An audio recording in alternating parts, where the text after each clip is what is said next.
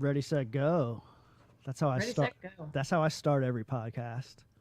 Karen and Okay. Stephen Hardy, welcome to the NCRAW podcast, and thank you for taking this time out of your, I'm sure, busy schedule to have a brief conversation with me. Thank you for having us. It's a pleasure to meet you guys. I'm excited to follow your trek and keep up with what you guys are doing. So what are you guys doing? What's happening? We are setting out on a 6-week Appalachian Trail hike, starting in Harper's Ferry and going south, however far that takes us, to raise awareness for about overdose in this country. So I'm doing the really short version encompassing everything about overdose, and not just, and some of our message and some of our little niche area is expanding a little bit to include all the varieties of overdose that people don't think of, to include prescription medication and suicide even. So those were personal experiences in our families. So talking about overdose and expanding it and getting people to kind of think about the bigger issue, period. The bigger issue, maybe. Yeah. Where did this idea come from? Like what facilitated this idea and then to move forward with such an adventure? Well, the hike itself, the Appalachian Trail is something that I've wanted to do. Karen did not, which was interesting when she brought it up last year. So we had met a gentleman by the name of Brett Bramble, and he was walking from Key West, Florida to Fort Kent, Maine, and we met him a couple times in Maine. And, and I think that's what really got Karen kind of like the gears were turning, and we were sitting down eating dinner, and she goes, I have this idea, like I have this, what do you think about this, and I'm like, really? You want to hike that long?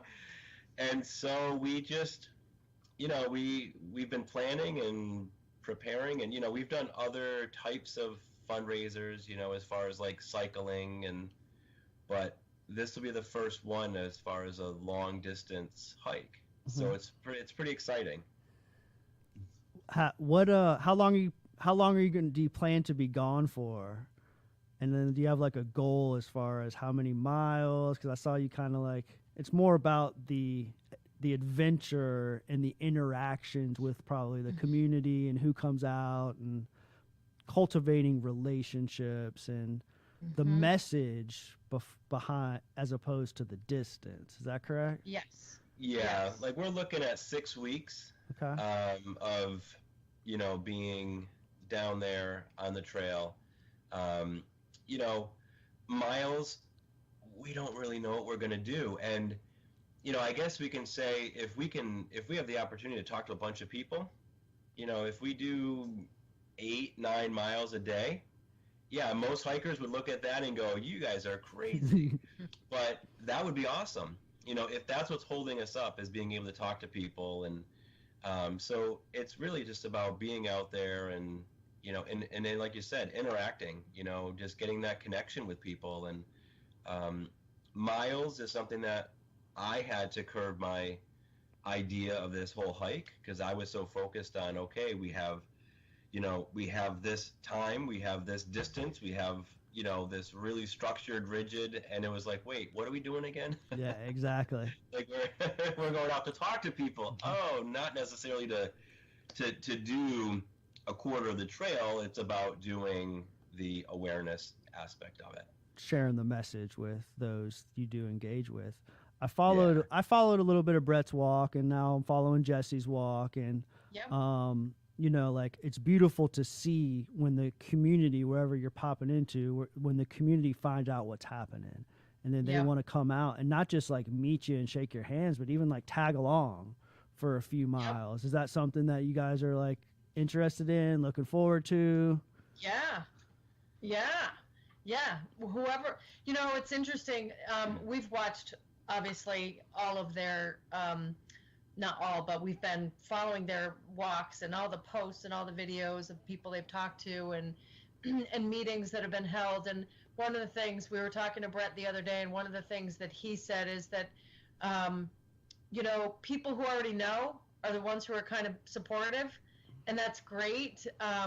But as much as it's hard to talk to people who don't know because it's frustrating sometimes, I think that's where the education piece is. So, and not people aren't always interested in hearing more, but we had a conversation with a gentleman. We were out on the trail the other day, and we had a conversation right around here, and we had our packs on, and we had our banners on the back of our packs, and we were chitty-chatting, and so told him what we were doing and started having a conversation about overdoses and drugs and families and stuff. And the conversation kind of abruptly ended, and I didn't know what happened exactly. So I feel like we got some good information out there, but I think it made him uncomfortable. Yeah. Yeah. So. And that will happen. Yeah. And I'm okay with that. I feel I'm becoming more okay with that because I don't know what he'll think about, but it's if seeds are planted in terms of different ideas honestly, we talked about a personal. He moved here from somewhere else, and we know that somewhere else, and so we knew some things about that somewhere else with regard to drugs. So we kind of made it. I kind of made it personal. And it wasn't personal to him, but it was information that I don't think he knew about his area. So that was all. And that's the education piece. It's not just over there, and it's not just them. Mm-hmm. So that was good. Now, will you be keeping up with I want you to go ahead and tell me what your Facebook page is, and will you be keeping up with it throughout the walk? People can kind of monitor where you guys are through this Facebook page? Yep. As much as we can, as often as we have service and opportunity to post stuff. Yes. What's the name of the page? It's ATODA hike. So Appalachian Trail Overdose Awareness Hike. Okay. Yeah. Yeah, that's how I found you. And you guys are raising money? Yes, we're raising money for Brett's organization. So initially, when I had the initial idea, it was Georgia to Maine. He's from Georgia, so I thought, oh my gosh, that's where the trail goes, right? So we were going to do the whole first half this year, and we thought we'd raise money for his organization, and then the next half we would raise money for an organization in Maine, which we're still going to do, but we're not doing the full half this year. But we are raising money for Freedom to Grow, which is his organization in Georgia. And so that's what we're doing. Cool. And there's a link. It's on our page. It's on the Facebook page. And I will, when I send this podcast out, I will include that link to all of our audience so people can find it. What has the training regiment been like? And when did that start? It's been sporadic. Whatever we can do. That's about it. Yeah. We have a lot of snow still on the ground. So we've been walking on the road with our packs. We've been walking on snowmobile trails because they're packed down. So no hiking trails are really accessible for us right now. It's been tough. We started off before the snow hit really good. We were going out with our packs. We have a golf course right next to us. We were doing 10 miles just walking around with our packs on, and we're like, this is awesome. And then the temps continue to drop, the snow started to fall, and our motivation kind of went out the window. Sure. It happens that time of year. The trail passes right through where we are here in Western North Carolina, and it's just now starting to warm up a little bit. So you will be getting into some nice weather real soon. Yeah. I think it was 65 degrees out today and sunny, nice. sunny. So you should be in good shape. Now, Karen, you work in the field, in the mental health, substance use field. Yes. Yep. What's that all about? Like, what do you do?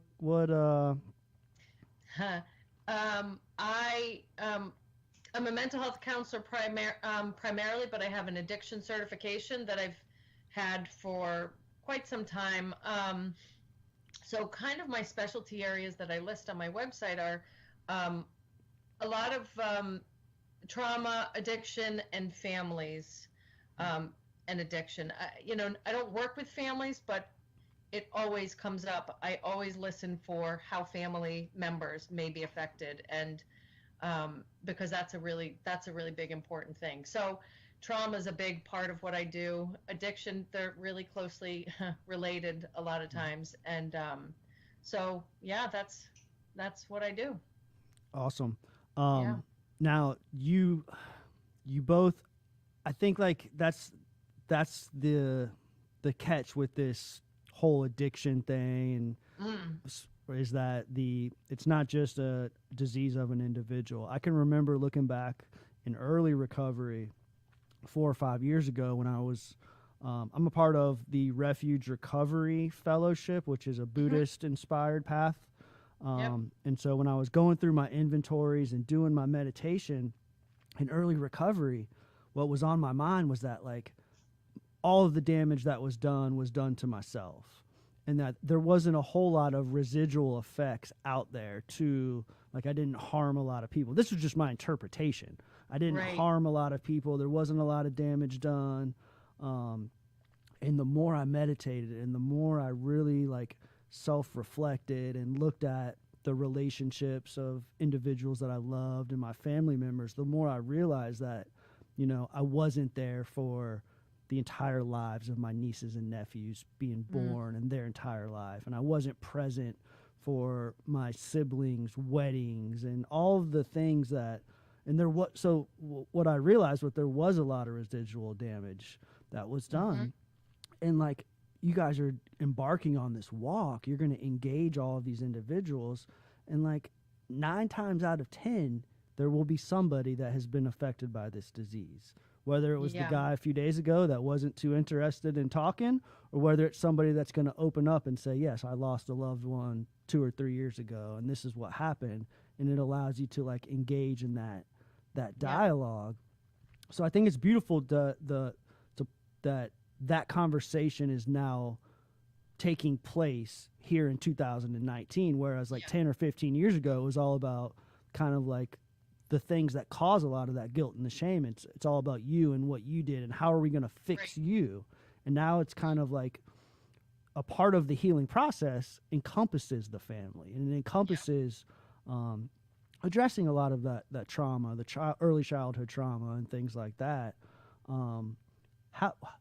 Where do we start with that? Like, what's being somebody who may or may not have been affected? Like, how do we talk to people about family members, about working on some of that stuff for themselves? Yep. That's a really good question. And I think that it may be different with each individual, depending on where they're at in their recognition of the family issues, the family dynamics or whatever, or their own introspection or whatever. So it may be dependent on that. I know that it's a process for people to come to recognize how all families are affected. And I don't just mean affected because you weren't at the wedding or, I don't mean like that. It's long before that. That's the thing that I would hope to, and not on this walk necessarily, because that's a big conversation. That's that's a big thing. But the fact is, we talked to someone the other day who talked about a family who had 2 of 4 children affected using drugs, but the other 2 were okay. And I'm like, I don't know if that's really true. And so just kind of talk about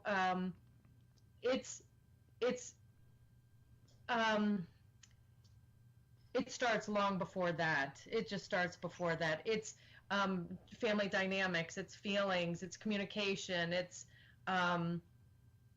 all of those kinds of things before it gets to that point. And Does that make sense? It does. So how do you do that on the trail? Hey, hey, do you?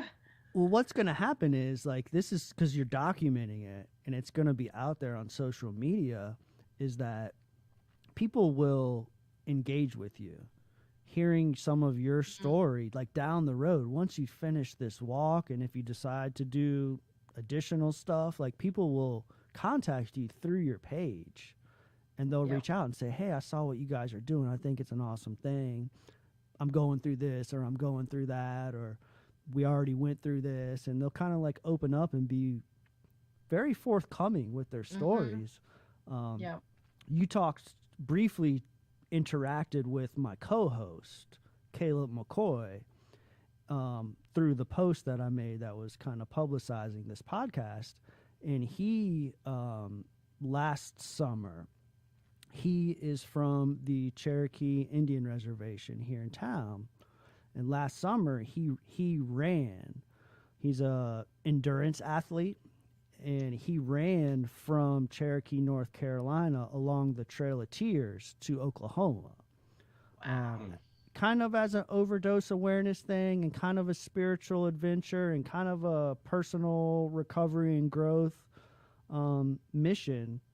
But what has happened is exactly what's going to happen to you guys is people in all these little towns from here to Oklahoma have heard his story, saw the news, read the newspaper, whatever, and reached out and kind of like built relationships.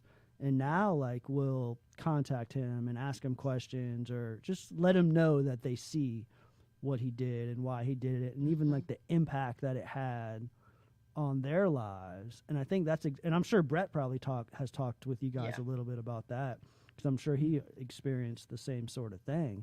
So you're going to be affecting people for the rest of their lives, you know, like this, knowing that this took place. How have each of you been affected by addiction? Well, for me, I grew up in an alcoholic home. I have a brother that is, I don't know if he's currently right now still active, but he's still struggling. And, you know, that backstory there, and then the overdose side of it, my sister died of an overdose. And it was a interaction with some medication that she was taking. And this happened, back in 2001, and when the official report came out that it was an overdose, no one in the family talked about what happened, how it could have happened. Like, it was just this, we just never discussed it. So I never really thought about how it would, how that would affect me, until just really when we started to do this walk. But, so we've gone through life like that. And, and Karen can elaborate a little bit more, but, the one that is really close to home is my stepson. And then, like I say, Karen can talk a little bit more about that. But, being here, watching him go through the process, over the last several years, and, I can sit here today and say he's doing great. He's come a long way, and he's done a lot. And so this walk this hike is for him too, because he overdosed. He was one of the lucky ones that is still here. So that's my experience. Can I ask you a quick question? Like, I want to know, based off of what happened to your sister in 2001, and then experiencing Karen's son kind of finding recovery however many years later, like, and kind of like when your sister passed, and it wasn't something that was talked about, and it wasn't something that was really like discussed.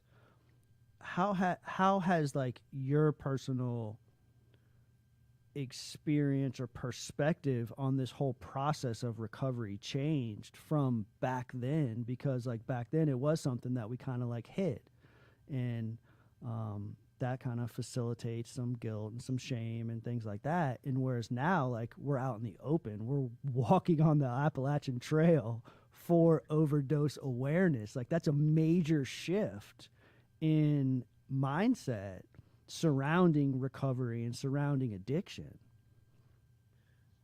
One thing, a lot of counseling, just to really identify and deal with. My perspective on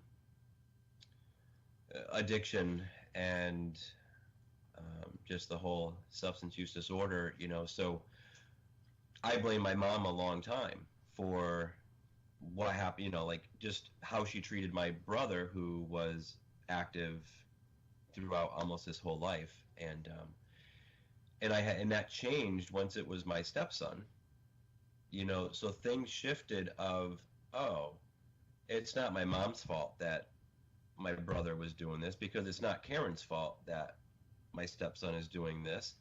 And I love my stepson. I love my brother. Like, so these things kind of, like, all these pieces started to fall into place of, wow, we have come so far, because as a family, we never talked about the alcoholism in our family. We never talked about the overdose of my sister. And so it got to a point where it's like, who do we have?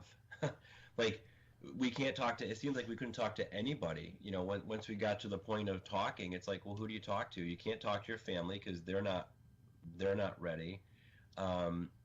So it was really finding the kind of the strength within to say, enough is enough. We've suffered in silence. We've sat here, and nobody came here when my stepson was in active addiction. Nobody came here with any kind of casserole or anything, any supportive words to say, hey, I'm really sorry that this is happening for you guys. No one. And so, it's time that we end that. It's time that we're there for our neighbors, that we're there for our families, and we're there for each other. The only way to make it through anything is with that connection with others. And it does take a lot to be able to talk about it. And yeah, it is a big adventure. We're going out on the trail with perfect strangers, and we're gonna, I'm finally comfortable enough to talk about my side of it. I can only imagine if they were going through something, how they may just curl up and just walk away, because it is really hard. It's painful to talk about just the whole addiction, or if they did lose somebody, if they're not used to talking about it, they may not be too open for a conversation, but they will remember it. So hopefully we can at least, break the ice a little bit, and maybe down the road, like you said, they'll come back to our page and say, hey, I met you on the trail, and what you said made a difference, and really it's about the other people. What can they get out of it? So yeah, and then how can they take that message and share it with others that they interact with? Yeah, I mean, if we can encourage somebody to, if they're struggling themselves, if we can encourage somebody to go and find some kind of a support system and connect with other people, maybe in their families, and just, so they're not doing all this on their own, that would be huge. Yeah. Now, Karen, I was checking out your book, and it's all about your son's story. I didn't get a chance to dig into it too much because, unfortunately, during the school semester, I don't have a whole lot of time for personal reading. But it is it's on my shelf, ready to tackle during summer break. So, you want to tell me a little bit about your son's story? That book, when people say they want to read it, oh, I bought your book, I can't wait to read it, I always cringe. I do. I cringe because I don't want to look at it again. So the book started really in 2016, I guess it was April 2016, we were away for a long weekend, ironically up near Mount Katahdin in Maine, and we got a call that he was going to jail. Pretty much that was it. He was getting arrested. He was going to jail. First time, and he did. It was his first time in jail, like staying. I don't remember if he was arrested. I can't remember if he had nothing significant before that. So I started writing some letters to him. It was, 2016 was how much into his addiction? Good 6-7 years into things kind of escalating to that point, really. And it was stressful. So I started writing letters to him. I'm like, I'm going to write a letter to him every day. And it's just as a journaling kind of thing. And that didn't last too long for I don't know what reason. But by the time he got out in July, I was so anxious when he was getting released that I couldn't tolerate it. And I decided to keep track of what was happening for me and what was happening for him every day that I knew what was happening for him, but kind of charting our lives day by day, side by side in this format of and keeping it short so that people who didn't know could read through it quickly. And it would be a year's time. I set out to write for a year, no matter what happened, which many times I thought if he dies, I'm just going to keep writing. That was my goal. That was my plan. And that would have its own kind of message. So the idea was that people could read through it and be like, oh my God, that was so much. Because it is so much. It's every day, the ups and downs, and unexpected ups and downs for everybody. So that's kind of how it came about. And he lived through that whole year and beyond, but and so then it just became a book. It really was kind of a therapeutic thing, but also just, I don't even know. It really, I didn't know it was really going to be a book. But that's what it is. Yeah. And what it sounds like, though, going into it with the mindset of it's like just a journal or a way for me to express myself. Yep. And you mentioned at the beginning that you kind of cringe when people want to read it. It's because it's honest, right? And it's reality. It's the truth. It's what you were going through at that exact moment, and it's your reflection on that. And there's power and there's healing in that. Yeah. It's a really beautiful thing. What role have you guys played in his recovery process now, and what's that been like for you? I guess. Well, he says we've been a great support to him. We've and. I think that question, when that question gets asked, how much did you help him? Or, when it's ever in that realm, we worked throughout that year. That's when I reflect about that year's time and what I wrote and what I was doing in that year's time while he was out running around doing his thing. We worked really hard on our jobs, on our other family members, on our own recovery. How can we live through this if he doesn't? That was another one of my real strong desires, was to be able to continue to live my life and really work on that detachment thing, which it's a big word and that's a whole other discussion, right? That detachment, what does it mean? But seriously, it means this is my life. That's his life. I want us to, have a life that we share on this earth, but not really knowing how that's going to go. And I'm not in control of his. So for us, it's been working on our own. I don't really remember the question. Yeah. Well,